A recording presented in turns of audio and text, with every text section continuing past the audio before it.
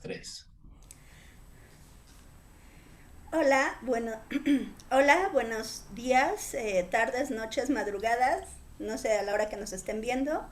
Estamos muy gratos de que nos podamos abrir estos triálogos más allá de nosotros tres y que se puedan ir generando reflexiones en las personas que nos hacen el honor de escucharnos. Y como lo había comentado Armando y Carlos, esto es una secuencia que han ido ellos preparando y bueno, yo me sumé para poder ahondar sobre una cuestión bien existencial que yo creo que a muchos de nosotros, o a casi todos los seres humanos, hemos experimentado en algún momento de nuestras vidas o estamos experimentando en este momento, que es la cuestión del perdón. Si bien esta especie, como lo dijo Carlos, como de secuencia o de secuencia se va afincando en el mal, en el ejercicio del mal, en la simbólica del mal, en el ejercicio. Esto va conllevando como el mal también tiene repercusiones en términos vitales y existenciales, y muchas veces el que alguien o el que yo haga daño al otro o ejerza el mal sobre el otro va causando ciertas heridas, ciertas fracturas en todos los órdenes de nuestra vida, unas más profundas, otras más someras. Y aquí viene esta cuestión de lo que hablamos, también este mal que a veces queremos que el otro pague por lo que nos hizo, o si nosotros hicimos algo, queremos, el que le hicimos quiere que nosotros paguemos. Entonces aquí viene la sanción, el castigo, en la parte de la persona que ha recibido, ¿no? Bueno, aquí también tendríamos que ver que hay gente que le hacen daño y ni siquiera se hace consciente que le están haciendo daño, que eso también sería otra cuestión. Pero hoy vamos a hablar de algo que pensamos, que es algo necesario, que es la reconciliación con el otro, ¿no? La idea del perdón, y si no mal recuerdo, la charla con Piquete de la vez pasada, de hace 8 días, fue el perdón cara a cara. Yo pondría cara a cara, mirada a mirada, con nuestro rostro y corazón. Voy a tomar dos simbolismos de la poesía de Nezahualcóyotl, que yo pienso que tenemos que reconciliarnos desde nuestro rostro y desde nuestro corazón, desde nuestra conciencia ampliada a nuestros afectos para poder ir sanando. ¿Por qué? Porque considero que somos sociedades donde cada vez estamos mayormente fracturados. Entonces necesitamos horizontes, caminos que nos permitan reconstituirnos como humanidad para poder ir generando mejores mundos posibles, y sobre todo después de, en este momento, lo que estamos viviendo. Y bueno, hasta aquí lo voy como dando. Esto fue una parte un poco introductoria. Nada más quería apuntalar algo. Kant un día señala precisamente que hay ley cuando falta el amor, ¿no? Entonces, ahorita recordando, y ya con esto doy la palabra a mis compañeros, recordando un día, hace mucho tiempo, alguien me decía que cuando hay relaciones fracturadas, me hacía la analogía con que una taza, ¿no? Que se cae, se quiebra, se fractura, y con mucho amor se pueden ir pegando los pedacitos. Pero para eso, el, o sea, el amor no es, ay, yo te amo, y no. O sea, el amor es algo, como lo decía Armando, es una cuestión transnormativa. El amor no se impone, no se obliga. Es una cuestión que tiene que emerger de nuestra de nuestro horizonte vital, de nuestro ser vital, pero para eso tenemos que aprender a recibir y a dar amor, ¿no? Como todo, ¿no? O sea, damos lo que tenemos. No podemos dar más allá de lo que no tenemos. Y bueno, y desde ahí vamos a empezar a trialogar sobre algo tan necesario en nuestros días como es mirarnos existencialmente, y también ser conscientes y ser humildes, que eso creo que es algo fundamental para pedir perdón, ser humildes en decir, mm, ofrecer una disculpa si en algún momento hemos dañado a otro, ¿no? Porque eso va resarciendo y nos va sanando a nosotros mismos y al otro. Y aquí lo dejo, como parte introductoria. No sé quién quiere hablar. ¿Quién dice yo? Carlos. No, no te escuchas, Carlos. Sí, no, es que tenía Ay. perdón. Yo quisiera dar otra preintroducción al tema, y es que desde la simbólica, el mal es un asunto puramente humano y tiene que ver con la existencia del hombre. Siempre hay, o sea, hemos hecho como humanidad utilizado a la religión y a un dios o varios, según sea el caso, muchas veces para justificar el mal o la culpa o el daño. O sea, pues si Dios fue el que me creó, Él es el que tiene la culpa de lo que sucede. O tenemos un Dios castigador en el caso de los hebreos, de los judíos, un Dios vengativo, ¿sí? Y en el caso de la civilización mexica, pues tenemos a Quetzalcóatl por una parte, o Huitzilopochtli más bien, y por otra parte tenemos al espejo humeante, ¿no? Que es el que provoca el mal, es la antítesis del bien, ¿no? Pero lo que sucede es que estas dos partes están dentro del hombre. O sea, en un planeta en el que no hay una conciencia, el que fuere, pues el mal no tiene razón de ser, ni todo lo que provoca y lo que trae atrás el mal, ¿no? Y entonces, esto lo digo no nada más como una cuestión de un breviario cultural, lo digo porque esto tiene que ver con la evasión del solicitar el perdón, del cara a cara, desde el pensarlo, desde estar en la culpa, en la parte de que hizo el daño, que es un mal, ¿sí? Y el que lo recibió. Y el que hizo el mal, o sea, me voy a referir a mí como cualquier ser humano, o sea, primero lo que tengo es soberbia, ¿no? O sea, yo no tengo por qué pedir perdón, o sea, esas son cosas que suceden y qué sé yo, y me justifico. Y por otra parte está la vergüenza, ¿no? O sea, la soberbia tiene que ver con la vergüenza de la humildad, del rebajarse a decir, oye, fíjate que yo hice esto, te hice esto y aquello y lo demás, y vengo a pedir perdón. O sea, siempre ante la posibilidad de pedir perdón, hay muchas vertientes de evasión. Y eso es lo que sucede con lo que ya comentó Armando la vez pasada, no sé, el perdón fácil, ¿no? Oye, pues perdóname ya, total, hombre, pues borrón y cuenta nueva, o vete a saber qué cosa, ¿no? Y eso no es posible porque eso no lleva a ningún perdón.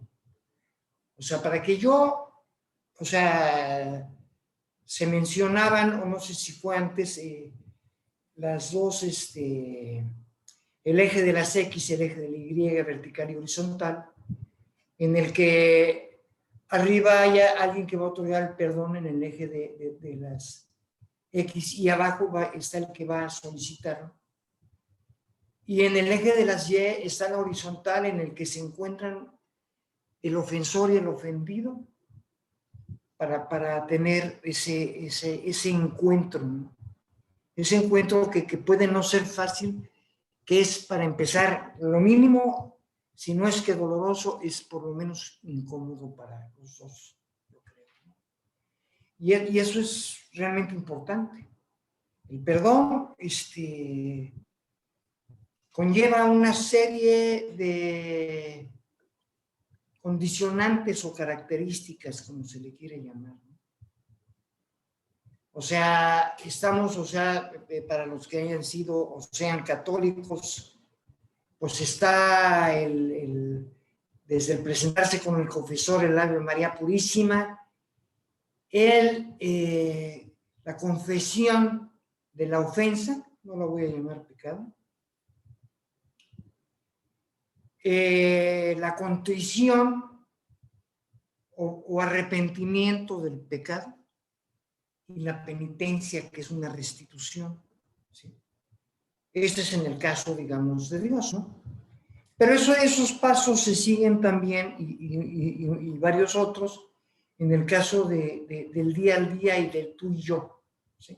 No en los mismos términos, pero sí se siguen de alguna manera en eso. La memoria. La memoria es muy importante porque, bueno, por una parte la memoria siempre tiene problemas, ¿no? O sea, el tiempo es muy, ¿cómo se llama? Muy variable, iba a decir una palabra... ¿Previsible? Impredecible, por una parte, que eso es cierto, es impredecible, pero muy, ¿cómo se llama? Muy traicionero, o sea, va, viene, regresa, qué sé yo, ¿no? La palabra es otra, pero... Entonces eso se puede ir, ¿no? Es más, puede ir parte del hecho, de lo que sucedió y cuál es realmente el objeto de ese perdón. Y por otra parte, pues se le maquilla, ¿no? La memoria, la fuga, que no estaba hablando de Bach, las fugas son cosas de todo el día, del diario, de lo cotidiano, la evasión, el hacerse güey, ¿sí?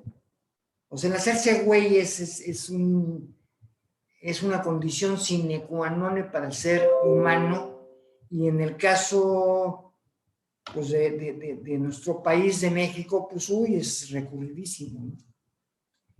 Entonces, lo que se necesita para empezar, o sea, porque el que empezó todo eso y el que empezó a poner en práctica lo que simboliza el mal es el ofensor, ¿no? Es quien hizo la falta. Y él es el que debe echar a andar, porque además en esa fuerza, pues tampoco el perdón es a fuerza, ¿no? El que debe echar a andar el proceso de perdón es el ofensor, es el que hizo la falta. O sea, por un momento hasta ahí me quedaría. Pues sí, nos enfrentamos a una serie de paradojas muy especiales en torno a la experiencia del perdón, en torno a lo que decimos que hacemos cuando perdonamos, ¿no? Ya lo han estado ustedes comentando, ¿no? Tenemos una altura en este esquema de diagrama, digamos, de dificultades, ¿no? Para ubicar una geografía de problemas, ¿no? Con una X y una Y, ¿no? Y en la parte más elevada está lo que decimos que es el perdón, un acto de amor, un don, ¿no? La palabra perdón tiene, igual que en inglés, creo que en italiano, en alemán, tiene esta misma etimología de algo que se otorga, algo que se da, un don, un perdón, ¿no? que se da. Y decía Derrida que para que el perdón sea auténtico, total, tiene que ser incondicional. Es decir, no un perdón que se otorga con intenciones a obtener algo, dice él, se está falseando, ¿no? El que está otorgando un perdón como un ejercicio de poder o de control sobre otro está traicionando la experiencia del perdón, que es además algo muy común, ¿no? Es algo muy común que alguien dé perdón y a partir de allí él se considere en un estado de superioridad o se establezca una relación de poder frente a la otra persona. Yo te perdono, ¿no? Tú me debes a mí, tú estás en deuda conmigo, ¿no? Yo te perdono. Entonces, Derrida pues, nos pone al tanto de esa situación, de qué tan importante es que entendamos que en su estado puro, ¿no? Como, digamos, como un ideal de la vida transnormativa, es absoluta gratuidad. Un poco siguiendo lo que el apóstol Pablo decía sobre el amor, ¿no? Todo lo espera, todo lo perdona, todo lo cree, todo lo aguanta, todo lo que sea, la letanía que se pone en las bodas, ¿no? Y no,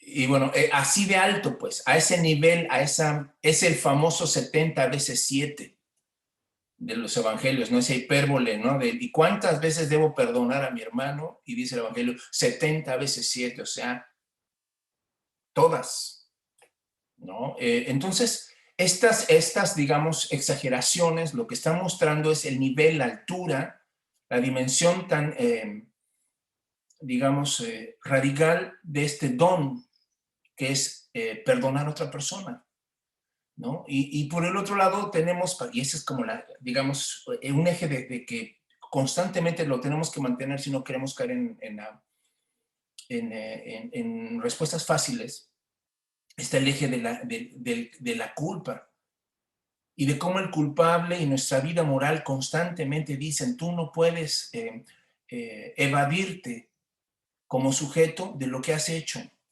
Y es aquí donde viene este asunto brutal que decía Carlos de la memoria, ¿no? La memoria es la constatación de eso que pasó, el registro de eso que pasó y que pareciera pues ser imborrable, ¿no?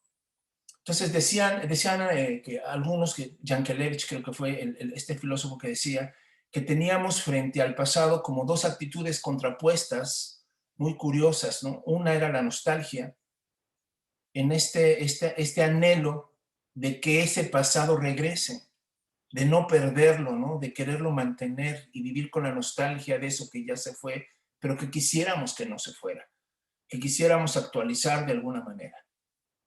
Y por el otro lado está el arrepentimiento, ¿no? Es decir, ese sentimiento del pasado frente a eso irreversible del pasado que siente que eso debiera ser borrado, que ojalá no se hubiera vivido eso, que ojalá eso no hubiera pasado, que ojalá eso no hubiera sucedido nunca. Entonces, digamos, el arrepentimiento y la nostalgia son como dos posiciones frente a lo irreversible del pasado que con las cuales lidiamos, ¿no? Constantemente. Entonces, la culpa o la culpabilidad tiene esa enorme dificultad ética, política, ¿no? De atar permanente e irreversiblemente al hombre con lo que hizo. Y el perdón justo lo que quiere es desatar a ese hombre de ese acto. Y es algo que es importante señalarlo, ¿no? Porque también eso lo escuchamos muy comúnmente, o sea, decimos, pues perdón suena a impunidad, pero lo que hace el perdón es desatar al sujeto o a la gente de su acto, pero no de sus consecuencias. Es decir, las consecuencias esas nadie se las va a quitar, o no sé si las pueda o no librar, ¿no? Pero las consecuencias de su acción ahí van a estar. Pero lo que hace el perdón es liberar al hombre del acto, de la acusación, de la conexión permanente, absoluta entre él, de la identificación que hay entre él y lo que hizo, ¿no? Entonces, yo creo que aquí es cuando nos vamos a enfrentar, sí, entonces a esta aporia tremenda, porque pareciera que si le hacemos caso a Derrida, el perdón es tan incondicional que ni siquiera necesita que alguien pida perdón para que tú perdones.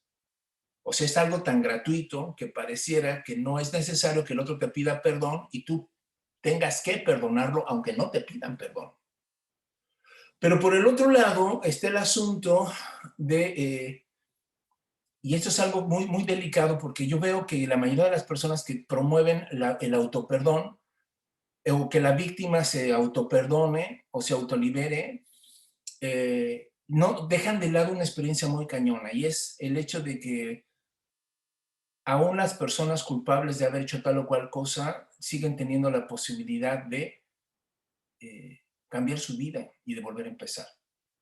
Entonces la mayoría dice, no, pues tú deja a ese cuate, ya suéltalo, perdónalo, porque es como caso perdido, ese cabrón no va a cambiar, ese güey, ¿no? O esa persona, lo que sea, ¿no?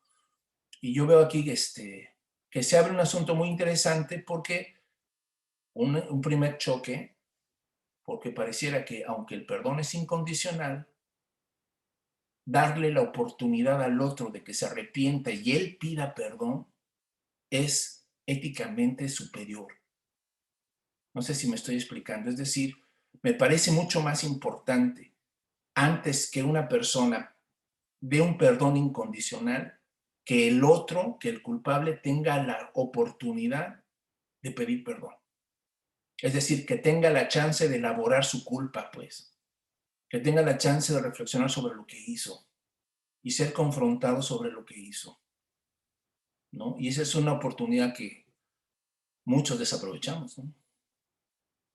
Muchos no queremos aceptar el paquete de elaborar nuestra culpa, ¿no? Ese es parte del problema de lo que decía Carlos. La mayoría sí nos estamos botando de la culpa muy fácilmente. No la queremos elaborar, ¿no? Por eso pedimos perdones genéricos, ¿no? Perdóname por todo lo que te hice.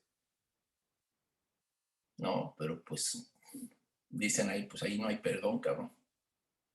Ahí no hay perdón, porque el perdón tiene que ser exactamente sobre algo en concreto, un mal cometido, ¿no? Y las disculpas genéricas, pues son justamente eso.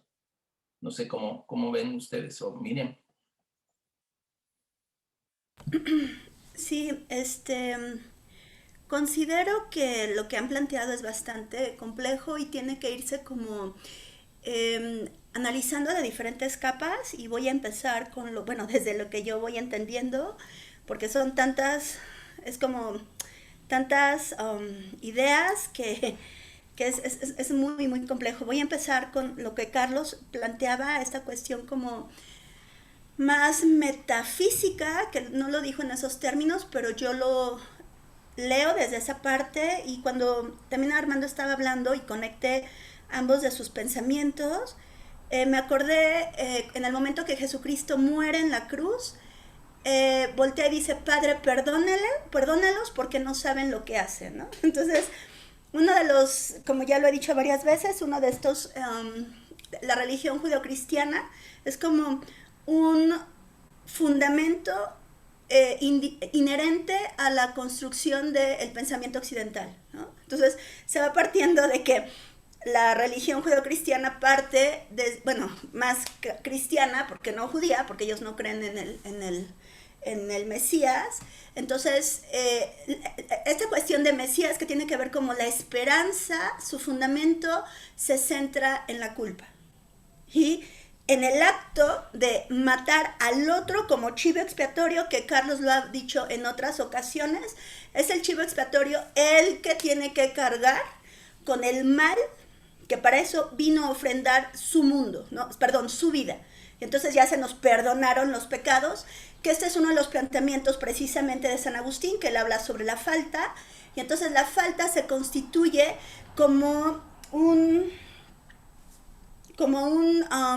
elemento necesario e indispensable en el pensamiento cristiano. Y eso está bien cañón, porque entonces conlleva a que entonces somos pecadores, ¿no? Y entonces como somos pecadores, yo tengo y voy cargando la culpa, ¿no? Y entonces al final me arrepiento, y entonces puedo liberarme al cielo, ¿no? Creo que en algún momento yo les señalé que yo sí crecí en una familia brutalmente católica, entonces me mandaba lo mismo, y se me hacía bastante injusto pensar de que yo puedo hacer daño todo el momento y el último día de mi vida, hago un acto de contrición que nunca me cupo eso en la cabeza, y entonces me puedo ir al cielo. Entonces hay como una especie como de paréntesis existencial no responsable de hacer lo que se me hinche todo, ¿no? Y eso es bien, bien fuerte. Y entonces aquí la cuestión, y yo sí centro mucho, porque ahorita cuando estaba pensando, lo que tú muy bien decías, Armando, la persona que otorga el perdón, ¿no? Y quien lo pide, yo todavía, y lo digo con todo respeto, lo sigo manteniendo como una cuestión de relación dialéctica un poco hasta insana, Porque si yo voy a estar esperando que el que me hizo, vamos a poner el caso, ¿no? Que alguien me hizo daño y que esa persona cambie, transforme su vida para que yo me libere, estoy depositando mi sentido de vida y mi responsabilidad y lo único que tengo es yo misma, en un sentido más vital. Entonces le estoy dando el poder al otro. Y eso está bien cañón, porque entonces, un ejemplo, ¿no? O sea, si es el otro el que me hizo un daño, ¿no? O yo hice un daño, vamos a poner las dos partes, y a la persona que yo le hice el daño está esperando que yo vaya y le diga, sí, perdóname, pues entonces yo estoy siendo presa del poder del otro. Y eso está bien cañón, ¿no? Precisamente Derrida en el texto de Políticas de la Amistad va planteando que Occidente, ¿no? Las democracias occidentales son democracias que se fincan en la violencia y parte esta relación entre Caín y Abel. Si es Caín el que mató a su hermano, que hay que ver por qué mató a su hermano, ¿no? Es por una cuestión de celos, porque era el preferido de Yahvé, que entonces aquí hay una cuestión bien maniquea, ¿no? De sádica, perdón, desde mi lectura, donde Yahvé también le gusta jugar con estas cuestiones humanas, que no solamente está presente en la religión hebraica, también está presente, por ejemplo, con los griegos, cómo juegan con los humanos, ¿no? Y entonces, bueno, no me quiero ir a esa parte porque si no me voy a perder, como a veces lo hago, pero aquí tiene que ver esto, y regreso al punto. Creo que no sé si en el fondo, uno de los matices de lo que estamos dialogando aquí es cómo nos relacionamos con los otros. Y desde cómo nos relacionamos con los otros es cómo yo asumo mi responsabilidad de relacionarme con los otros.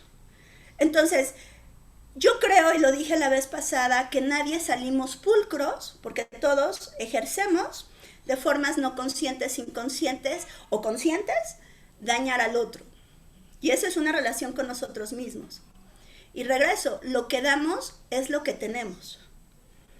Y entonces, si yo estoy esperando que el otro venga y me pida perdón, y el otro está alguien que hace daño, yo sí creo que alguien que ejerce el daño desde no lo inconsciente, sino desde la perversidad, entonces estoy rebajándome al otro, ¿no? Es muy fácil hablarlo en un ámbito, vamos a decirlo, menos cruento, porque también regreso, hay que ver las particularidades. Por ejemplo, ayer estaba pensando, recordé, no sé, una vez que estaba leyendo una nota donde un niño en Medio Oriente, no recuerdo en qué parte geográfica, cayó una bomba, mataron a sus padres y le mutilaron sus 4 extremidades, ¿no? O sea, ahí es cuando yo, Miriam, digo, ¿qué pasaría si yo estuviera en el lugar del otro? ¿No? Y entonces digo, no, pues eso está brutal. ¿Y ustedes creen que va a llegar el político, los directivos de las empresas estas petroleras a decir, ay, de verdad, perdóname? Esto está bien cañón, ¿no? Eso es en esa parte. Ahora vamos a una parte más cotidiana, no en casos tan cruentos, ¿no? Y con esto voy cerrando. Creo que para eso, y regreso porque Carlos siempre enfatiza mucho, hay que tener un acto de contrición, pero no desde este ámbito, vamos a decir, de culpa, sino como una cuestión de desde dónde habito conmigo misma. Y desde donde yo habito conmigo misma es desde lo que soy para mí y para los otros. Y eso, para que venga alguien que hace daño, lo digo abiertamente, es bien complicado que tenga esta relación de transformación de la conciencia. Porque, regreso, o sea, es muy fácil hacer como cuestiones, sí, mira, hacemos esto, los cursos que decía Carlos, vamos y gritamos, me libero. Pero aquí es algo bien fuerte porque tenemos conciencia a veces hasta de cada palabra que decimos. Somos conscientes de lo que implica ser consciente, ser libre, amar, respetar, odiar. Y ya con esto estaba pensando, y aquí lo puse, que el perdón no es una cuestión intelectiva, es una cuestión personal, vital. Eso se tiene que sentir. y tienes que transformarte, tu forma de estar y de habitar contigo mismo. Y esto sí lo quiero decir. Cuando a mí me decían, perdona todas las veces que quieras, yo creo que aquí no les voy a matizar esto, ya, ahora sí ya con esto les prometo, cierro. Creo que el perdón no implica, yo puedo, perdón, o sea, perdona, o sea, no sé si perdona, liberarme, yo tomaría más que perdonar, liberarme del poder del otro, para yo saber estar mejor conmigo misma. Y lo segundo, eso de que no porque yo me libere el daño que me hizo el otro implica que le tengo que volver a hablar. O esto de date ese que te pon la mejilla quién sabe cuántas veces. Porque hasta a mi mejilla le duele. Yo creo que aquí tiene que ver el respeto. El liberarme del otro implica que yo tengo que transformar mi ser y que me respeto también. Porque es el típico de, ay, o sea, me pegan y me vuelven a pegar y ahí está el bruto, la bruta. Y entonces sirve de victimización. Yo sí conozco muchas personas, o con suerte yo también he caído en esta cuestión de revictimización. Y entonces depositas tu identidad de vida a partir de que te están golpeando. Y entonces está bien cañón, ¿no? Porque entonces yo sí digo que cuál es nuestra forma de concebir cómo estamos en este mundo y cómo queremos llegar el último día de nuestra vida, diciendo es que todo el tiempo acepté que me estuvieran golpe y golpe y golpe. Y sí creo que vivimos en sociedades bien victimizadas, ¿no? Entonces yo lo suscribo hasta ahí. No sé, Carlos, qué pienses. Y luego Armando. Bueno, en primer lugar, hace algún tiempo lo que comentaba Armando, que un chavo que fue novio de mi esposa, que estudió filosofía, el chavo de mi esposa, no, de mi hija, perdón. Sí, ya me estoy balconeando, ¿no? No, pues aquel de los cuernos, que no sé qué. No, pues yo no lo veo. Que Perdonar, carnal, ni modo. Sí. Decía que los filósofos iban a tomar el lugar de los psicólogos como terapeutas, ¿no? Y ahorita Miriam me dio una terapeada, o sea, me cepilló, me planchó, me pulió y me terapeó. Acerca del perdón, ¿no? Acerca del esperar el perdón de alguien más y estar dependiendo.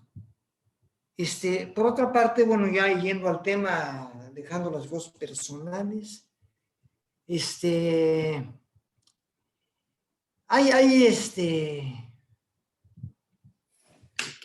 yo como ser humano,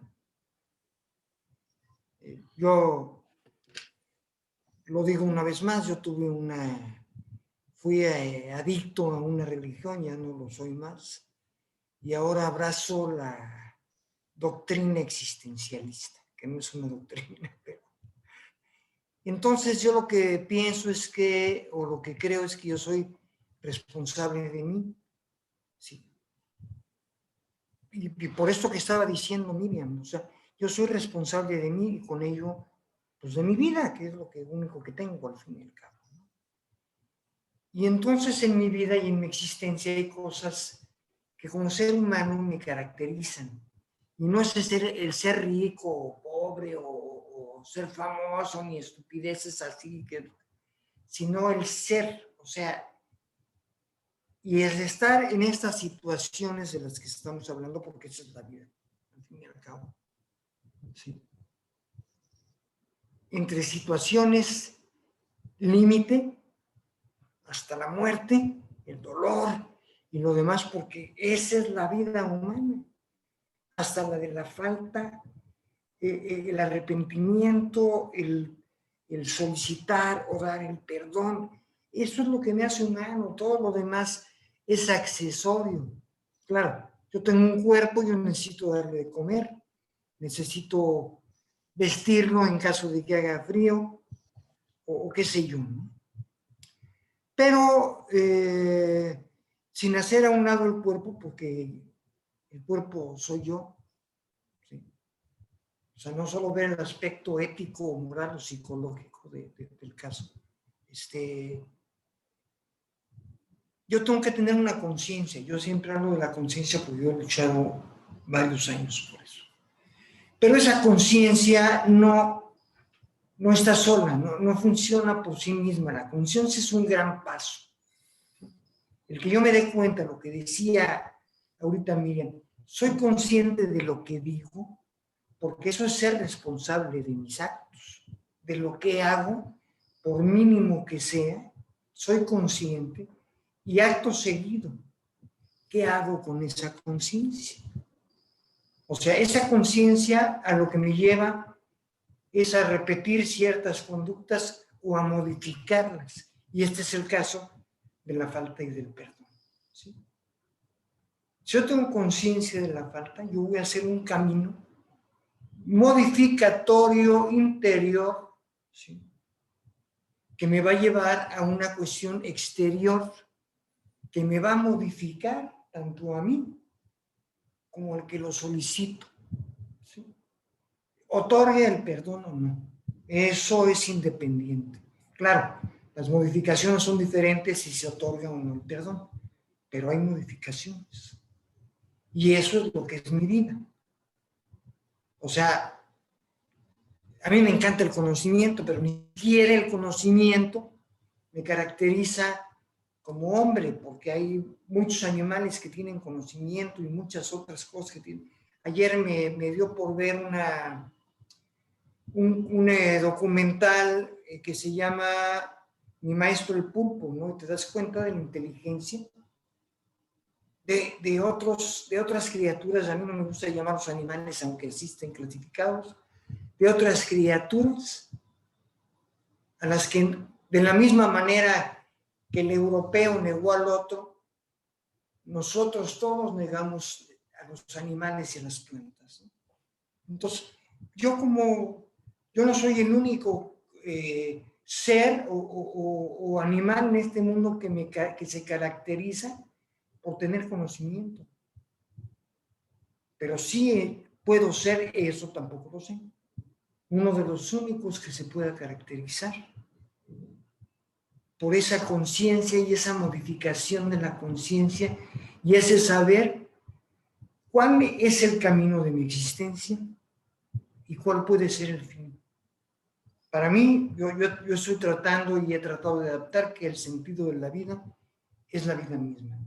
No ha sido fácil, para mí no ha sido fácil, porque como buen occidental y judío romano, que con algo de cristiano, porque a Cristo le hicieron los romanos, al fin y al cabo, entre Pablo y los romanos. Es más, Cristo es un adjetivo griego, es un adjetivo occidental. No Jesús, pero Cristo es ni el Mesías, pero Cristo sí. Y cuando yo dejo la metafísica a un lado, o sea, cuando yo dejo de responsabilizar a entidades que no conozco y que no he visto, pero que me han dicho que por ahí andan chingando la maraca, o que tienen, como en 1984, una bola de monitores y me están observando, y si me meto al baño a hacer cosas picarescas, pues me están viendo, ¡a ver, pecado! Y cosas por el estilo. Yo soy responsable. O sea, no es fácil ser responsable de sí mismo. Y el ser responsable de mí mismo me lleva a lo demás, ¿no? O sea, en un grupo una vez di una plática acerca de la responsabilidad en un tema que llevaba más ética interna que otra cosa. Entonces una señora, una mujer me dijo, no, pero pues yo soy responsable porque yo llevo la comida a mi casa. No, espérenme. Es una responsabilidad social y esa responsabilidad viene mucho después de la responsabilidad de sí mismo. Y esa responsabilidad me lleva tanto a ser consciente y aceptante. Una cosa es la conciencia, otra cosa es la aceptación de la falta, del mal, porque el mal está en mí, aunque yo lo desconozca. Esas son cosas, porque el mal es el otro, ¿no? O sea, como los gringos, ¿no? We are the good guys, the others are the bad guys, ¿no? te cae. O sea, siempre el otro es el que está mal. Entonces aceptar, eso es un trabajo interno muy delicado, no fácil, pero es muy necesario. O sea, tan necesario y tan importante que si yo no llego a ese tipo de trabajo, yo pasé mi chingada vida en balde, nada más. Nada más. O sea, porque no supe de qué se trataba la vida. Y me fui con la finta del comprar y el vender y la ¿cómo se llama? Y el cuerpo, y estoy bien mamado, y estoy bien guapo, y toda la cuestión de la... y me pongo nalgas y no sé qué y no sé cuánto, y eso es lo que vale, ¿no?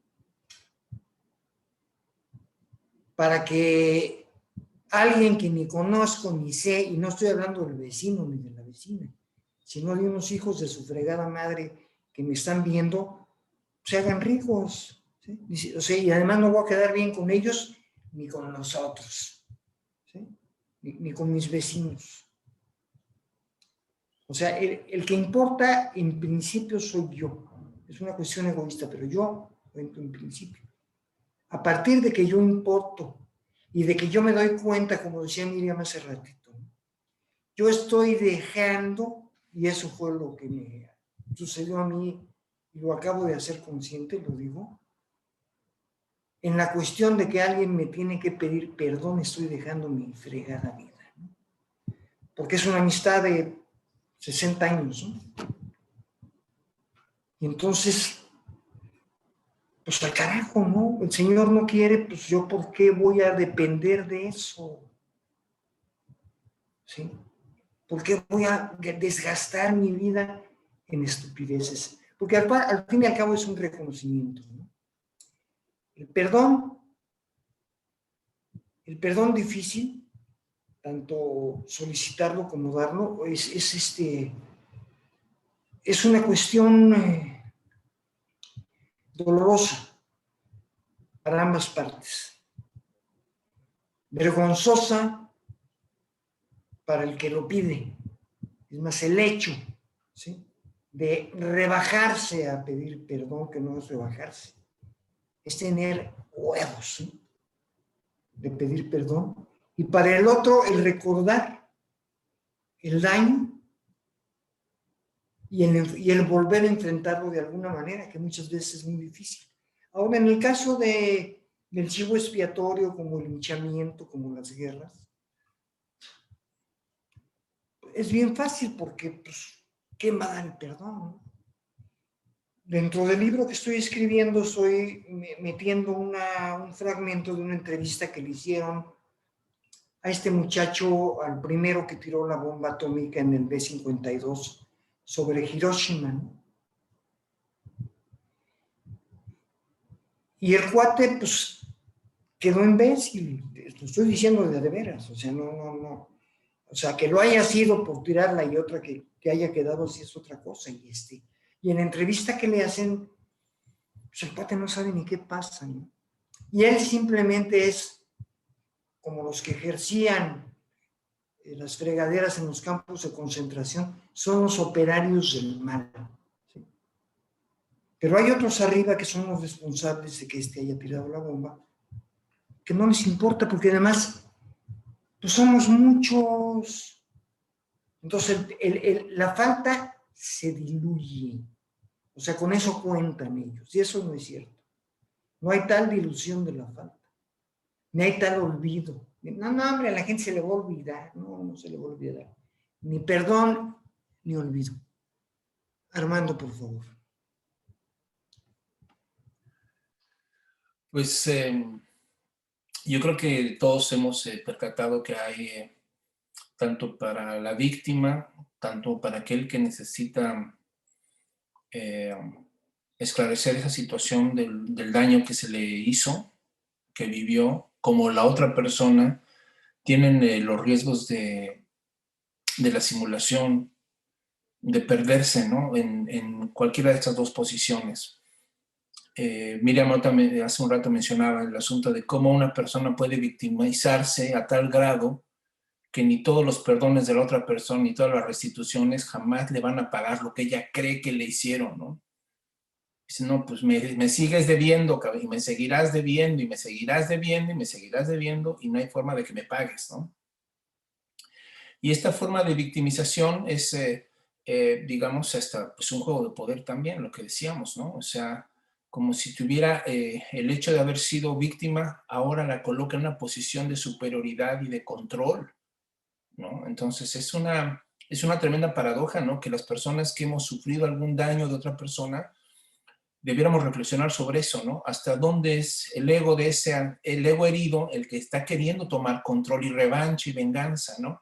Un poco a la manera como Madame Bovary, ¿no? Cuando ella regresa con su amante y le deja la carta al marido, confesándole todo lo que dice, que se iba con el amante y el amante la rechaza, y esta viene de regreso en chinga esperando que el marido no encuentre la carta, cuando el marido ya la está leyendo. Y entonces el marido dice, ¿no? Flaubert tiene esta agudeza también de reconocer que el marido, al perdonarla, le iba a poner en deuda permanente con él, ¿no? Es decir, le perdonó la vida, ¿no? Estás en deuda conmigo, me la debes, ¿no? O sea, no hay cosa que hagas, ¿no? O dejes de hacer que no evite que yo pueda en algún momento sacar la carta de lo que hiciste para volverte a champar en la cara, ¿no? Evidentemente que eso pues, no es perdón ni nada, es un juego perverso que usa el discurso del perdón para controlar. Realmente no hay perdón, ¿no?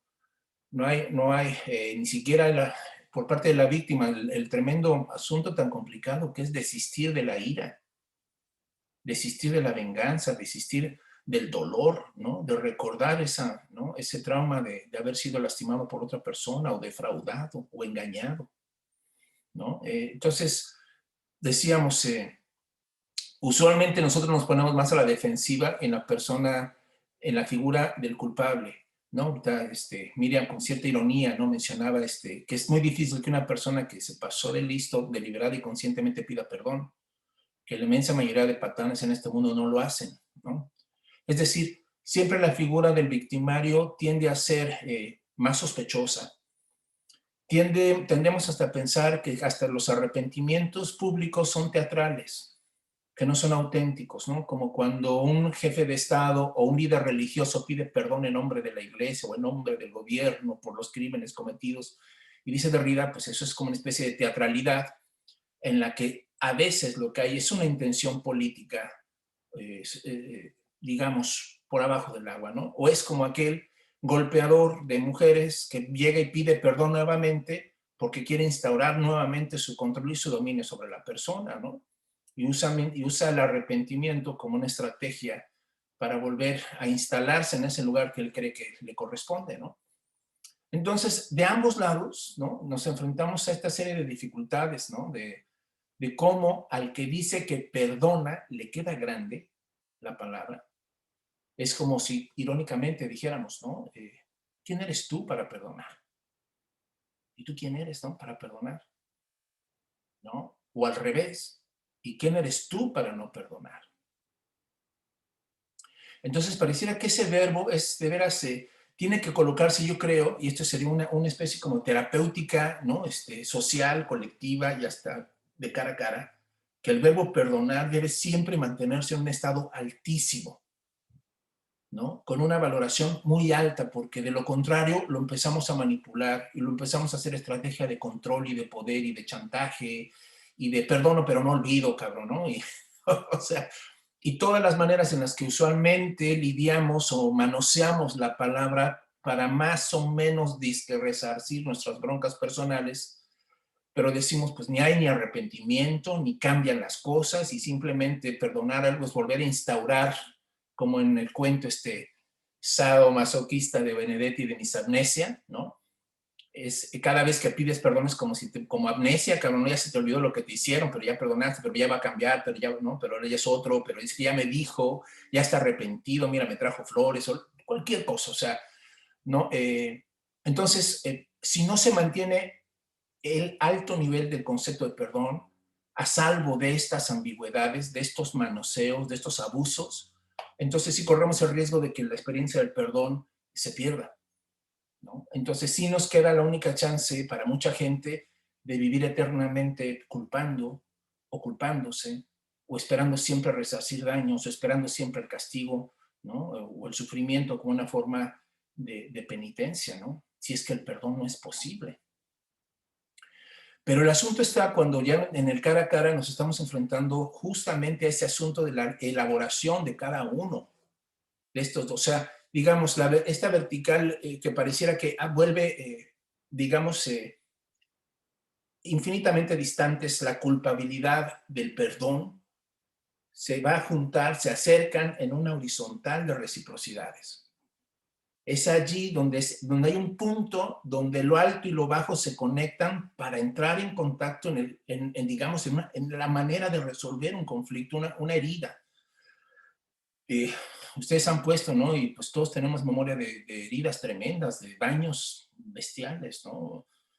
Y siempre allí la cuestión del perdón, pues a todos nos sorprende, nos sorprende cuando la vemos. También sorprende cuando alguien dice, pues simplemente esto no te perdono.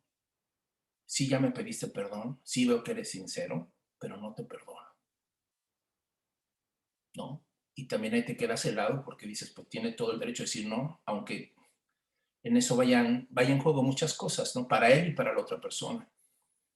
Entonces, lo curioso de este asunto, pero yo no quisiera que esto se resolviera como mera terapia, que esa es también la otra tentación que yo creo, que cuando se habla como muy terapéuticamente del asunto del perdón, se está perdiendo de lado las complejidades filosóficas que implica esto. Por ejemplo, que el perdón tiene que forzosamente darse en el ámbito de la acción, en el ámbito de la pluralidad de las personas. Es decir, en mi soledad, aislado yo, no tendría que perdonar ni a quién. Que el perdón siempre es de cara a otro.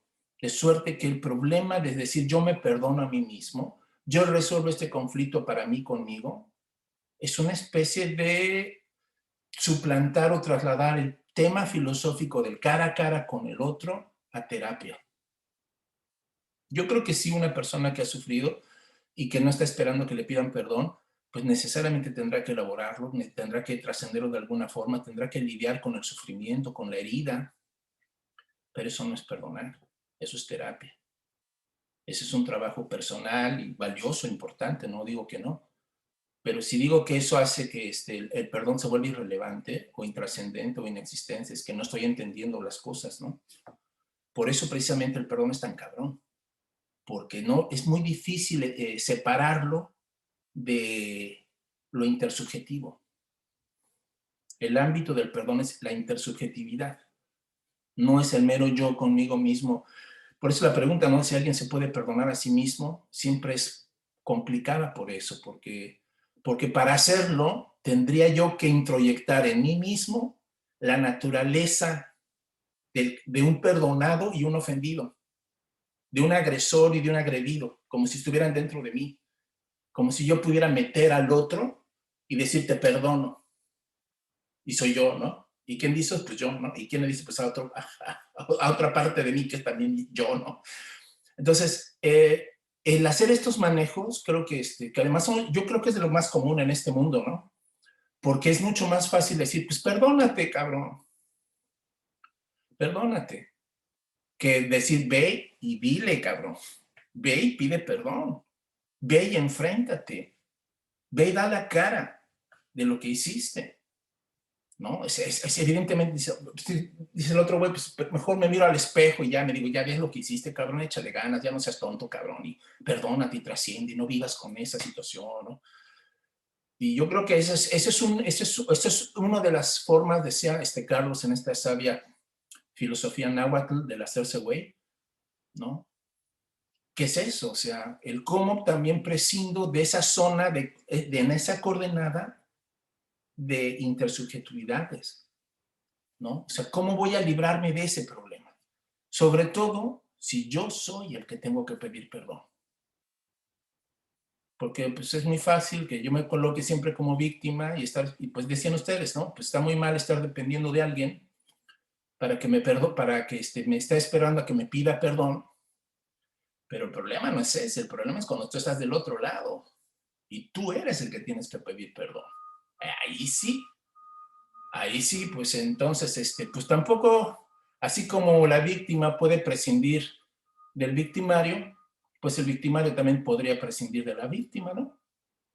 Y autoperdonarse y zafarse de la bronca de ponerle la cara y decirle, pues yo lo hice, yo fui. Entonces ahí les decía, por eso me parece complejo el tema del perdón, porque lo queremos a veces confundir con terapia, lo queremos confundir con ayuda psicológica, que lo hay y que debe haberla, y un proceso de elaboración supongo también complejo y tardado, pero filosóficamente hablando el perdón seguirá siendo siempre un enigma mucho más cabrón que eso, ¿no? Entonces, ¿hasta dónde una persona puede trascender lo intersubjetivo para que trascendiendo al otro, él pueda autodisculparse sin necesidad de enfrentarse a la víctima? Es una pregunta muy, muy seria, ¿no? Porque muy, muy bien puede sonar evasión, muy bien puede sonar a casi como una especie de esquizofrenia ética, ¿no? En la que tú puedas suplantar diferentes yo o diferentes víctimas dentro de ti y estarte pidiendo perdón a ti todo el momento, ¿no? Como una especie como de Dexter ahí, ¿no? Entonces, pues veo esas situaciones, ¿no? Veo, y obvio, pues aquí también me salta la pregunta de, al final del día, ¿a quién debes de pedir perdón? Si a la víctima o a las personas que se sintieron o fueron afectadas también por tus acciones, ¿no? Y siempre corres el riesgo de tener una lista enorme de personas que se sientan afectadas por lo que hiciste, ¿no? Y que se te firme hasta el perico, cabrón, ¿no? Para que le pidas perdón a todos, ¿no? Pero si solamente tiene que ser a la víctima, como una película preciosa dedicada al apartheid de Sudáfrica, donde un hombre que torturó a un muchacho y lo mató, fue a pedir perdón a sus papás, a su familia, y o sea, lo mataron. Al final lo mataron. Pero la mamá, en un momento de la película muy tremendo, le dice, es que mire, señor, a quien usted tiene que pedirle perdón es a mi hijo. Y que se lo lleva al panteón y que lo pone ahí de frente en la tumba y ahí lo dejó, ¿no? Entonces, pues yo creo que mucha gente se podría preguntar, oye, pero si la persona que yo lastimé ya no existe, ya no está, ¿cómo lidio con esto? ¿No? ¿Cómo lidio con el perdón? ¿No? ¿Cómo reparo un daño? ¿Cómo restituyo cuando ya no hay otro que me mire y que yo le diga lo siento, perdóname por lo que hice, ¿no? Entonces ahí vemos, ¿no? Este tipo de ejemplos, ¿no? Que yo veo en esta dinámica tan complicada, ¿no? Del cara a cara y de todas estas variables, ¿no? Que ustedes han comentado y en algunas de ellas sospecho algunas cuestiones adicionales y veo que ahí el tema continúa, ¿no? No sé qué opinan. Yo opino que disiento en algunas formas de lo que estabas comentando, porque la vez pasada hablabas como de esta repetición neurótica, ¿no? De la culpa, y entonces si no vas transformando tu discurso de vida o tu forma de estar, sigues preso. Estaba pensando ahorita cuando tú estás hablando de que es más complejo que una terapia, que yo no creo que sea una cuestión meramente de terapia. Estaba pensando en la dialéctica del amo y del esclavo de Hegel, ¿no? Entonces creo que uno de los grandes problemas, desde mi lectura, más allá de la cuestión del perdón o en nuestras relaciones muy verticales, porque la relación del amo y del esclavo es una relación vertical de poder, ¿no? Si eso lo trasladamos, es el victimario y la víctima, hay una relación dialéctica que uno no puede ser sin el otro. Y entonces es una relación, desde mi lectura, bastante perversa. Porque entonces, regreso, el poder está en el otro. Y aquí tiene que ver, y retomo, y lo he dicho en los anteriores, que la idea de culpa, la idea de falta, la idea de castigo, son categorías que se fundamentan en una metafísica occidental, y Carlos lo dijo muy bien. Entonces, hay una construcción, yo lo pongo magma ideológico, magma subyacente a ideologizarnos en una cuestión de que entonces la culpa, la falta, el perdón, el castigo son conceptos que se suscriben a una tradición y son mecanismos de control, que eso lo abordamos en algunas de las charlas anteriores, donde sirven como formas de control biopolítico. Aquí yo pondría biorreligioso, lo acabo de inventar la palabra, no sé si exista, y entonces eso conlleva a una relación muy vertical entre el que hizo y el que dejó de hacer. Y estaba pensando que cuando tú decías, yo creo que no es ir a pedir perdón, y lo decía yo la vez pasada, decía la clase pasada, ya decía la vez pasada, es transformar, es que es extraño dar clases presenciales, bueno, el punto es, yo creo que lo importante es cómo transformamos, porque tú dijiste algo muy cierto, todos hemos hecho daño al otro y nos han hecho daño, nadie sale pulcro. Pero yo creo que lo que idealmente, y tiene que ver con esta cuestión de cara a cara, primero es mi cara con mi cara, no mi cara solamente con el otro, ¿no? Es cómo transformo mi vida. Y si yo he hecho daño al otro, porque lo he hecho, eso me debe de servir para transformar, de no tratar de evitar volver a repetir esta cuestión de repetición neurótica, que esa es la repetición de la neurosis, ¿no? De lo mismo, sobre lo mismo, sobre lo mismo. Porque si no quedo inscrita en una especie como de esclavitud o de encarcelamiento de entender al otro. Con suerte, bueno, no con suerte, ahora estaba pensando, yo hace muchos años di clases en la Escuela Nacional de Antropología y fui bastante, por mi juventud en ese momento, fui bastante injusta con una alumna. Y es algo que todavía lo traigo aquí, ¿no? Entonces, con suerte yo no tengo la posibilidad de ir y decirle, ¿sabes qué? Fue injusta por X cosa, por bruta, literal, por bruta.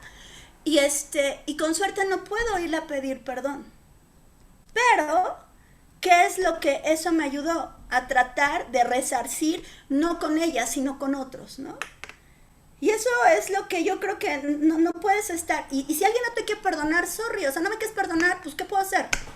Yo ponerme a llorar, lo que decía Carlos. Porque aquí es bien fuerte, porque yo he ido aprendiendo, yo tomo terapia y no me da pena decirlo, yo he ido aprendiendo que a veces uno tiene, no desde el perdón, desde la conciencia y desde la comprensión, o atisbos a comprender por qué el otro actuó como actuó. Entonces, ¿a qué sirve que vaya alguien y, ay, mira, perdóname, bla, bla, bla, bla, cuando es muchísimo más complejo? ¿Por qué alguien hace daño? Y entonces nos damos cuenta que su historia de vida, sus demonios o nuestros demonios cuando hacemos daño, tiene que ver con una cuestión personal y existencial. Y entonces no podemos, o sea, yo Miriam, en algún momento de mi vida, Miriam, si estuve, tiene que cambiar, y pues nunca cambia. O no quiere cambiar, o cambia después. Y te das cuenta que te quedas en una cuestión de una relación bien caótica, de que te das cuenta que la gente es como quiere ser. Tú no puedes obligar a nadie a ser como quieres que sea el otro, ¿no? Que eso suena mucho a terapia, pero te das cuenta al final en lo cotidiano, no en discursos a veces filosóficos, te das cuenta que cada quien decide desde nuestra conciencia o desde nuestra no conciencia ser como somos. Y aquí estaba pensando algo, y aquí, porque voy pensando y voy anotando todo lo que ustedes dicen, que me ayuda bastante, donde estaba pensando, aquí cuando a veces, cuando tú dices del perdón, creo que es más complejo, porque lo que yo he ido entendiendo en parte de mi vida, que a veces uno actúa de determinada forma ni siquiera por sí mismo, sino porque hay una cuestión como de historia familiar, de historia cultural, ideológica, etcétera. Entonces, en la medida que uno va transformando, ¿no? Vas transformando también simbólicamente o psicosimbólicamente tu árbol genealógico. Y eso está bien cañón, ¿no? Porque a veces, por ejemplo, uno se percata de que yo Miriam, yo soy de determinada forma porque con suerte hay una tradición psiconeurótica en mi familia que actúa de esa forma. Entonces, en la medida que yo voy transformando, ¿no? Voy transformando y voy rompiendo con el otro y con eso lo conecto con la memoria, que es a donde quería llegar. Yo ahorita en estos momentos, no en estos momentos, sino en estos espacios de mi vida, me he ido percatando que la memoria y la conciencia son dos cuestiones que yo he ido tratando de teorizar vivencialmente, donde creo que estaba pensando ayer que la memoria puede ser transformativa y tiene que ver con lo que muy bien dices, Armando.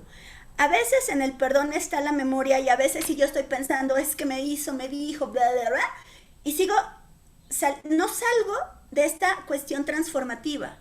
Pero cuando tú en la memoria puedes romper con ese enclave que no te permite decir, bueno, hubiera podido contar mi vida desde otra parte. Y eso permite, en términos psicoexistenciales, a transformar tu historia. Pero creo que ya con esto voy cerrando, y yo creo que ya, no sé cuánto nos falte de rondas. Yo creo que aquí, y me encantó lo que dijo Carlos, porque yo coincido completamente, es lo más valioso para mí es cómo yo estoy conmigo misma y cómo estoy con los otros. Y entonces puede ser desde el miedo, desde el dolor, desde la gratitud, desde la amistad, desde el coraje, desde la envidia, desde el trauma, desde el amor, desde la solidaridad. Y eso va más allá del perdón. Y eso tiene que ver con una cuestión de que, regreso, el perdón puede ser verbal, eso vale a cacahuate. El punto es, ¿qué somos? ¿Quiénes somos? Y desde dónde nos vivenciamos. Y desde dónde nos vivenciamos, y creo que ese es el punto, si uno voltea en el mundo, te das cuenta que hace mucho tiempo una amiga me decía, es que mi jefe hizo, o sea, fue justo, fue empático, le dije, bueno, vamos a decirlo así, es que es un ser humano extraordinario. Le dije, no, eso no es ser un humano extraordinario, eso implica ser un ser humano. Lo que pasa es que como estamos todos desgarbados en estas sociedades, todas caóticas, cuando vemos a alguien que es humano, en un sentido de la palabra total, lo vemos como alguien extraordinario. Y eso está bien cañón, ¿no? Porque algo que ha regido nuestras pláticas es solamente centrarnos en el ego desde fregar al otro, ¿no? Y eso no nos ayuda en reconstruir, y Carlos en alguna plática lo decía, con la esperanza, si no mal recuerdo, reconstruir un tejido vital, social, porque necesitamos transformar estas sociedades. Tú decías algo, o sea, voy a decir esto y ahora sí ya prometo, dejo palabras. Tú decías algo bien padre, Armando, al inicio de todo, que no escucharon la audiencia. Estamos en un mundo tan caótico que la gente necesitamos anclajes positivos para vivir de mejor forma.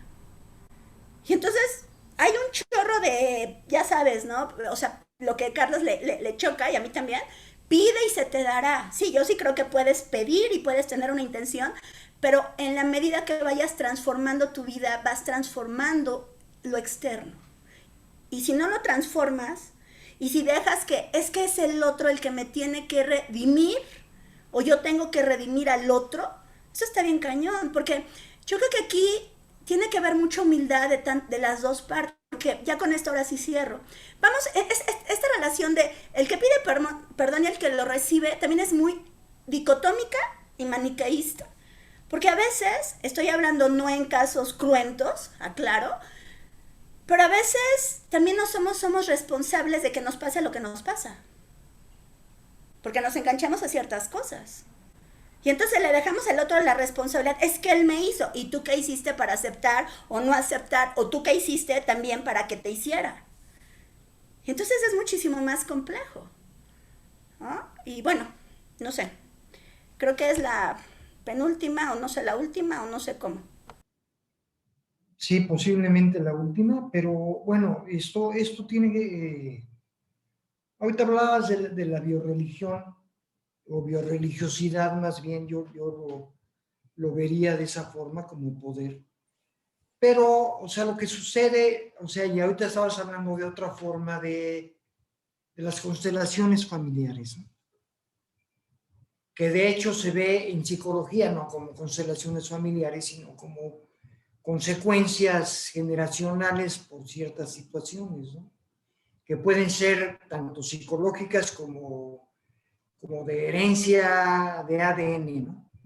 Pero hay una cuestión que no, o sea, ¿por qué en un momento dado todos o la mayoría somos proclives a la repetición de conductas?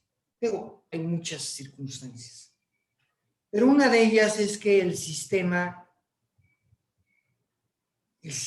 como está, el sistema capitalista, el sistema económico que engloba al social y al político y todo lo demás, facilita eso porque le sirve, o sea, es parte del biopoder, ¿sí?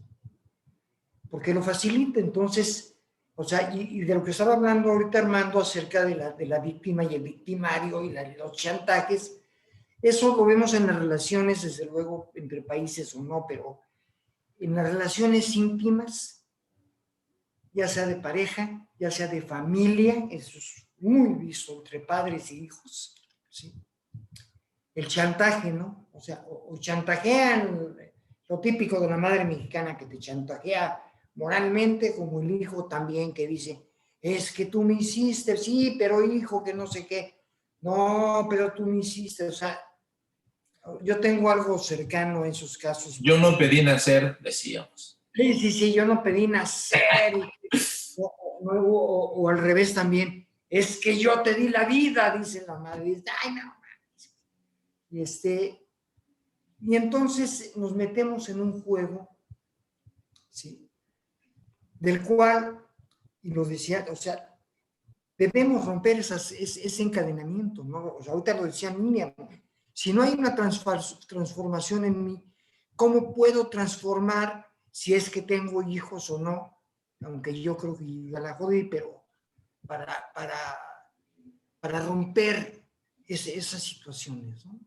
Entonces hay que hacer, la cuestión es una conciencia seguida de una acción que lleva hacia el terreno, digo, de lo interno a lo externo, o sea, de mí hacia lo social, ¿sí?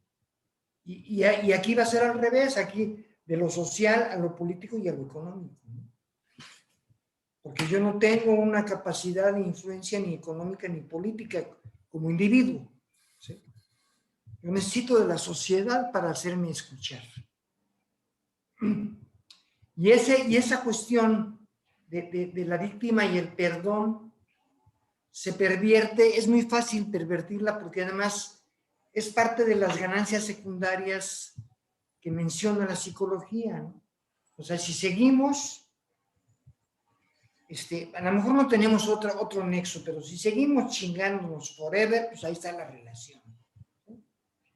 Y ahí está, por ejemplo, entre las parejas, el hacer el amor después de una pelea con reconciliación. Entonces, ¡guay! Pues es que cogimos como rey y reina, ¿no? Pues sí, cabrón. Es el juez de paz. Exactamente, ese es el juez de paz. Pero eso es lo que sucede, o sea, eso es lo que sucede. Estamos sujetos, somos sujetos, hay una intersubjetividad que nos lleva a seguir todo este tipo de conductas, ¿no? A continuarlas y a continuarlas. Quitaste tu audio. Vemos que en cierta forma, desde luego se dificulta el perdón. Y además, faltar es muy fácil. O sea, cometer la falta, somos proclives a un mal que no reconocemos. O sea, el mal siempre está en el otro. Yo no soy capaz de reconocer que soy capaz del mal. Y que lo he hecho, como tú lo dijiste, Armando, o sea, como lo dijiste. Tanto he sido víctima como victimario, ¿sí? Entonces, Es una cuestión de conciencia, para empezar, que no es sencilla, pero es una cuestión de cambio. Y entonces, el remedio y el trapito pues, lo tiene el capitalismo, que nos lleva a hacer toda la bola de chingaderas que podamos y luego nos promete el perdón fácil, ¿no? Tú perdónate, carnal, y perdona al otro, y no hay, o sea, ayer vi que estaba mencionando un cuate, un amigo mío, un problema con Fox y los ingenios azucareros, que nos llevó a un mini Fobaproa, ¿no? Entonces, y una mujer responde ahí, ya estuvo bueno, basta del pasado. Dices, si no recurro a la memoria y a la historia, ¿a qué puedo recurrir para el cambio? No hay otra forma que la memoria, ¿sí? Para el cambio. No hay otra forma que recurrir a la memoria o victimario doloroso. Entonces es más sencillo hacerse güey, ¿sí? Y eso es lo que nos está dando ahora pues el coaching y todo este rollo, ¿no? O sea, toda la terapia facilona y todo el rollo. Eres un triunfador y guau, guau, guau, y perdónate y no hay purrún y lo que sea, ¿no? Por así que casi, pues pedo no vale, carnal, ¿no? Porque todos nos vivimos pedos, en la inconsciencia. O sea, el chiste es no tener conciencia. Eso lo he vivido en grupos que se dedican, según esto, a la conciencia. O sea, esto es cotidiano, todo el mundo se hace. Y más el que sabe lo que cuesta y lo que duele la conciencia, más pendejo se hace. Si es más, había un güey que conocí ahí en unos grupos que decía, bendita inconsciencia, ¿cómo se me fue? ¿Cómo la perdí? Y pues es un asunto duro, doloroso, cansado, y y algo que tú, o sea, que bueno, que se menciona dentro de lo que hemos leído, pero que tú lo mencionas también mucho, Armando, la reflexión, ¿no? Porque la reflexión nos va a llevar a la conciencia. O sea, ¿por qué no voy a reflexionar en qué fue lo que sucedió, qué fue lo que hice? O del otro lado, ¿qué fue lo que me hicieron? ¿Por qué sucedió? No sé, ¿no? Porque así como hay argumentos en la reflexión para pedir el perdón, también hay argumentos del lado del ofendido para otorgar el perdón, de alguna manera. Se hace una reflexión. Y bueno, con eso ya, ahora sí que ya para bajarme, con eso termino. Sí, bueno, pues yo creo que parece toda esta coordenada de temas y de problemas que hemos estado planteando en 2 sesiones, que nos ha llevado 2 sesiones y podría llevarnos muchas más, o sea, sí, está muy cabrón, ¿no? Porque son, sí, mínimo, ¿no? Porque, digamos, está lleno de campos minados, de trampas, de falsos problemas o de problemas verdaderamente difíciles, muy radicales, ¿no? Que hay que tener mucha sutileza para poder distinguir una cosa de otra cosa. O sea, es verdaderamente un trabajo de mucha reflexión, que lamentablemente es algo que no se nos está fomentando mucho. O sea, la mayoría buscamos la receta fácil, ¿no? Y además vivimos ya en una sociedad en la que se está fomentando demasiado eso, hasta en las relaciones humanas, ¿no? O sea, ya no solamente en cuestiones mercantiles, sino todo se está resolviendo de la misma manera, todo se quiere pretender obviar de la misma forma. Entonces la reflexión cada vez está siendo por lo mismo más necesaria, ¿no? Eh, eh, Evidentemente, o sea, aquí yo puedo sacar algunas conclusiones, ¿no? De todo esto que hemos comentado, muy breves, o sea, uno, pensar que el olvido va a ser el antídoto contra el sufrimiento, contra la culpa, no hay tal. No hay tal. Lamentablemente, pensar que el tiempo va a erosionar todas las cosas, ¿no? Los daños y las faltas y las heridas y las va a borrar. Y el secreto también es una estrategia que no funciona, ¿no? El guardarme las cosas, el reservarlas hasta el final tampoco es un asunto que resuelva. más bien las posterga, las agranda, las amplifica, ¿no? Este ego en soledad y elucubrando para sí mismo puede crear monstruos tremendos, ¿no? De especulaciones y de fantasías tremendas, ¿no? Entonces, por el otro lado tenemos lo que aquí también creo que se ha notado mucho, o sea, hay cosas que si hubiera una reflexión de ambos, tanto del que cree que cometió una falta como el que cree que le hicieron un daño, y se reflexionaran, podríamos descubrir que muchos de esos temas cotidianos se podrían despejar sin necesidad de pedir perdón, sino con un proceso de comprensión muy cabrón. Es decir, espérate, ¿de veras crees que aquí hubo una falta así deliberada, consciente hacia ti? ¿O esto realmente es un asunto, decía Miriam, ¿no? Es un asunto que de alguna forma uno provoca inconscientemente, que estás repitiendo patrones, que hay muchas cosas que tienes que entender para entender por qué te pasó esto, por qué te pusiste en estas condiciones, ¿no? Hay otras cosas que no. Hay otras cosas que sí son verdaderamente atentados, terribles, brutales, perversos, ¿no? De un hombre o de una persona sobre otro, ¿no? Pero si no hay una elaboración de reflexión y de trabajo consciente de depuración de qué es qué, ¿a qué me estoy enfrentando con esto? ¿No? A lo mejor no es un asunto de pedir perdón, es un asunto de comprensión. De comprensión. Dice, oye, pues ¿cómo no lo iba a hacer? O sea, ¿cómo no me iba a pasar esto? Si vengo cargando desde mi familia, o sea, cosas tremendas, ¿no? Que se han repetido, ¿no? Y Pero cuando, simplemente, ¿perdón?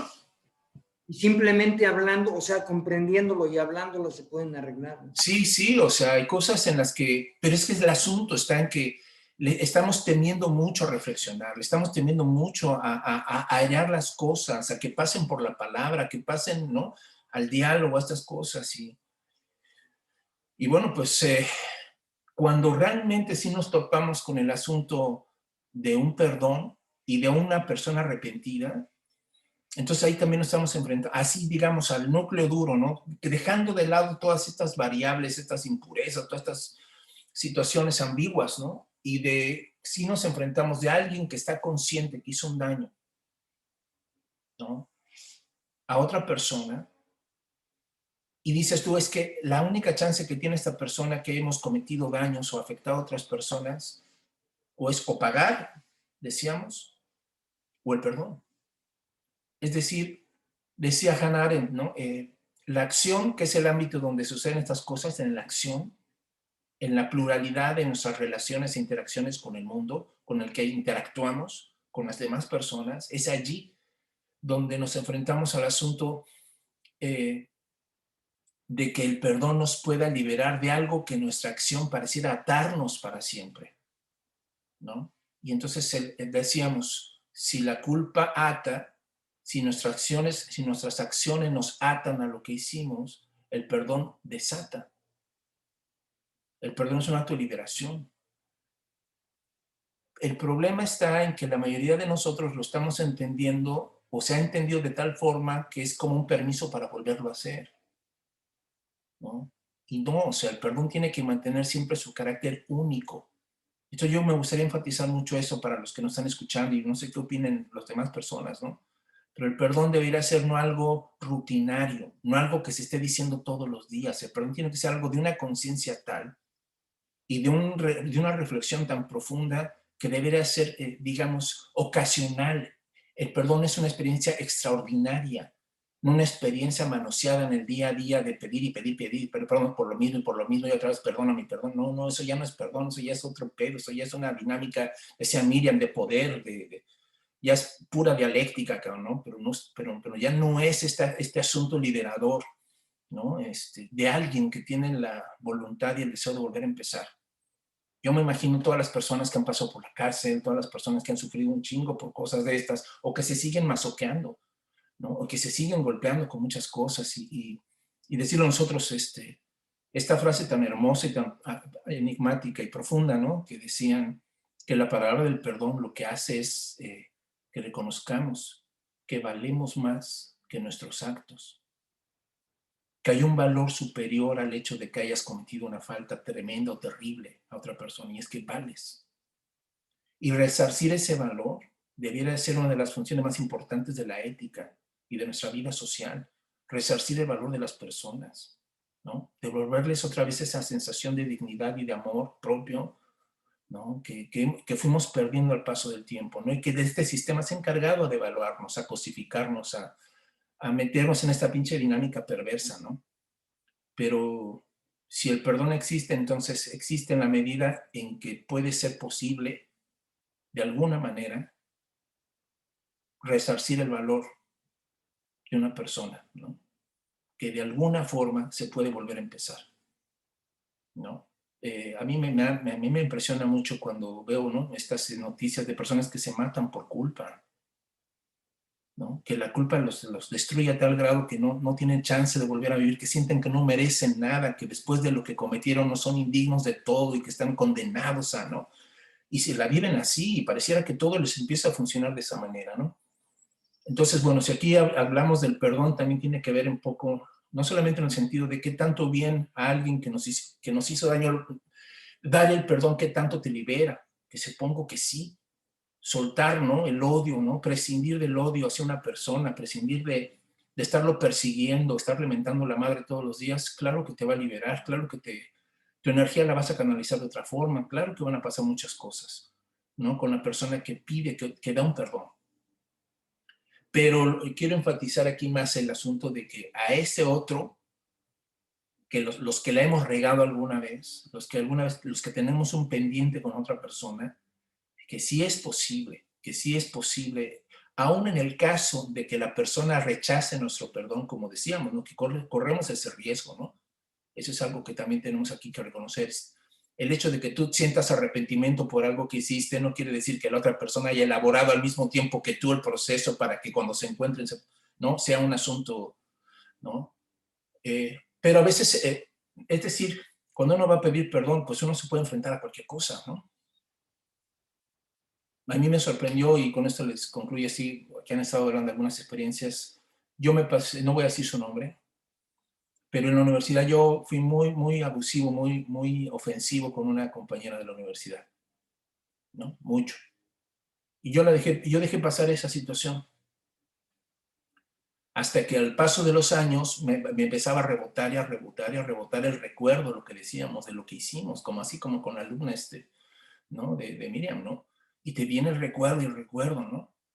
Y hasta que alguien me motiva y me dice, pues, ¿por qué no hablas con ella? ¿Por qué no hablas con ella, no?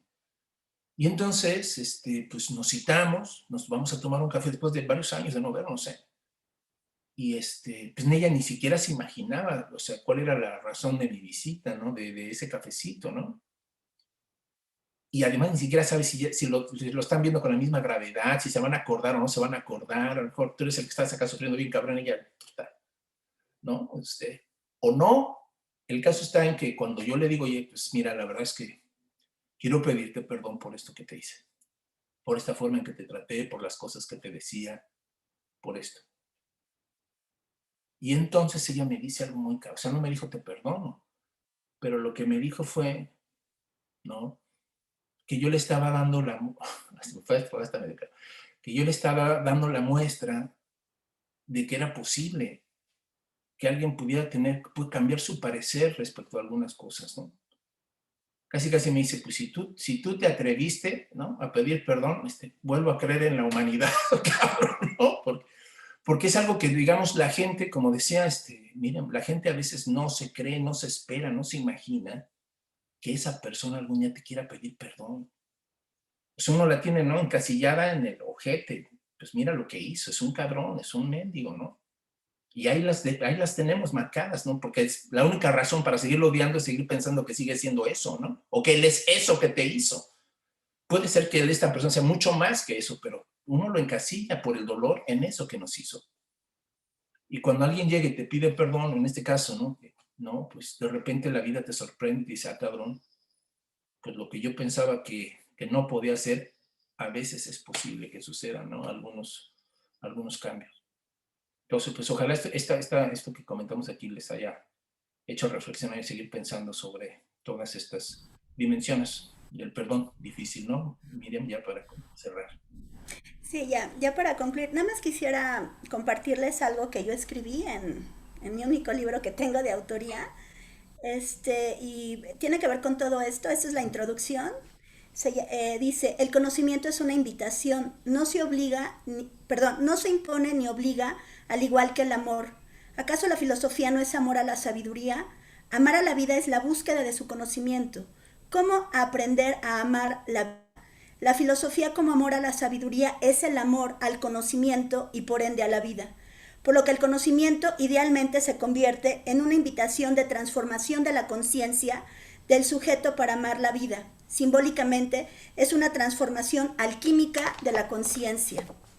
Se expone un ideal. Si se meditara más sobre el origen, la finitud, la vida y la muerte, tal vez la conciencia se desplegara a otros niveles de sí misma, siendo expansiva, y transitar por esta vida se convertiría en un camino ascensional de la existencia. Bien decía Octavio Paz, se muere como se ha vivido. Yo diría, se vive y se muere como se ha vivido. ¿Por qué no buscar una muerte plena? Por último, pregunto, en un mundo cada vez más deshumanizado, ¿qué hace falta? Muchos dirán justicia social, repartición de la riqueza, modelos económicos sustentables, etc. Lo anterior es necesario y urgente, pero para que esto se dé hace falta una transformación de la conciencia, una conciencia expansiva y cósmica que nos invite a adentrarnos en pensar y experimentar lo afortunados que somos por existir por instantes en esta temporalidad cósmica en la vastedad del polvo estelar. Entonces, digo, lo tenía aquí, lo tenía aquí porque estoy haciendo otras cosas y No venía no, preparada. no, la verdad ya lo tenía desde, no, pero creo que se conjunta con esto y bueno, creo que este tipo de charlas con piquete en el café nos ayuda como a abrir puntos de fuga tan necesarios y tan vitales en estos momentos. Les agradecemos a todos, yo hoy dirigí y bueno, les agradecemos todos y esperamos que les haya gustado y sobre todo nos haya a todos ayudado a interiorizar ciertas cosas, ¿no? Y vernos al espejo y darnos cuenta. A veces no les voy a decir esto porque creo que es importante, a veces echarnos un clavado interno nos muestra a veces lo que no queremos ver, ¿no? Pero eso es lo que nos ayuda a transformarnos y a poder estar de mejor forma. Bueno, que estén muy bien. Hasta luego. Gracias a los dos, a Carlos y a Armando que me invitan. Saludos. Adiós. Bye. Todos, saludos, Bye bye. bye. Chao, chao. Bye.